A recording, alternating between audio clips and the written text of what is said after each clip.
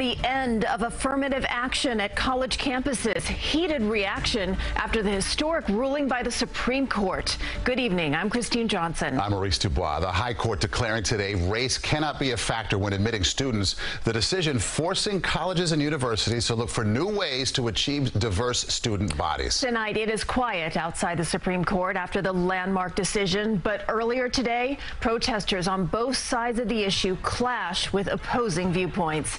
CBS 2's Naveen Dhaliwal here now in studio with how today's decision is set to impact colleges across the country. Naveen? Yeah, Christine, the ruling is going to drastically change college admissions policies across the country. Conservatives are calling it a big victory, and liberals say the decades of progress on increasing diversity and inclusion is being wiped out.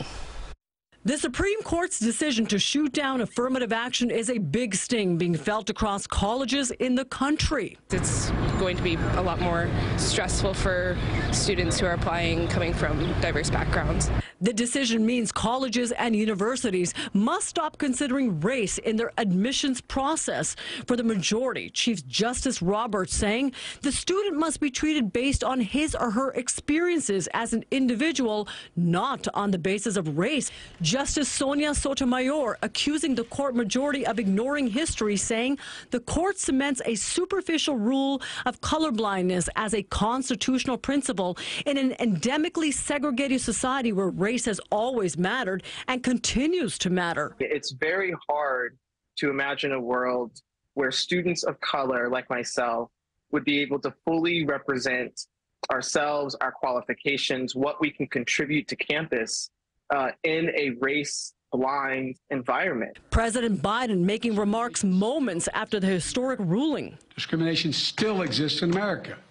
Today's decision does not change that. The Supreme Court specifically striking down admissions plans at Harvard and the University of North Carolina. The Supreme Court, in this majority opinion, has essentially rejected a lot of the argument and reasoning that has been part of prior precedent. The decision was personal for the two black justices, and they didn't hold back.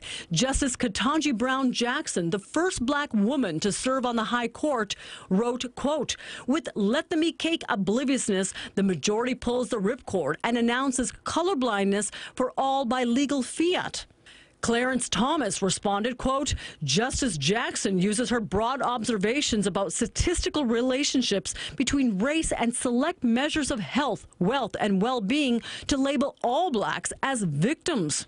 The president of Students for Fair Admissions, a nonprofit that brought both cases to the court, argued race should not factor into admissions decisions at all. Ending racial preferences in college admissions is an outcome that the vast majority of all Americans of all races will celebrate.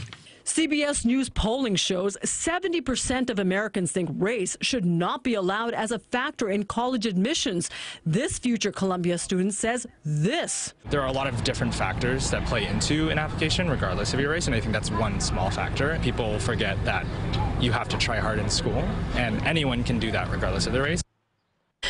And statistics show that in states where affirmative action has been banned, such as California and Michigan, admissions for black and Latino students fell dramatically at the most elite universities. Christine?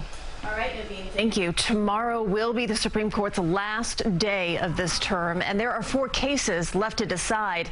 That includes 2 cases challenging President Biden's student loan forgiveness program, a case deciding if a Colorado website designer can refuse business to same-sex couples, and yet another dealing with trademark infringement that occurs outside the United States. For more information on today's affirmative action case, head over to our website. We've got the link to the full opinion and dissent. It is all there at cbsnewyork.com.